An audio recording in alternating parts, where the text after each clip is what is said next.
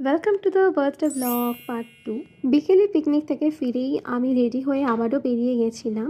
আমার best friend আমাকে বেশ কয়েকদিন আগে থেকেই বলে রেখেছিল যে ওর বাড়িতে একটা ইভেন্ট আছে আর সেখানে যেন আমি অবশ্যই যাই।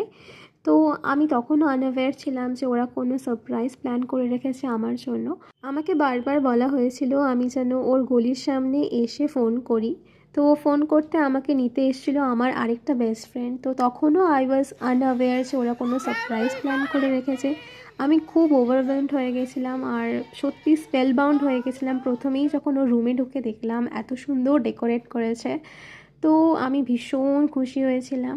তারপর কেক কাটিং করলাম আর এতদিন পরে যে বন্ধুদের সাথে দেখা হয়েছে বেশ একটা কোয়ালিটি টাইম স্পেন্ড করলাম আমরা সবাই মিলে, একটু নাচ গানও করলাম।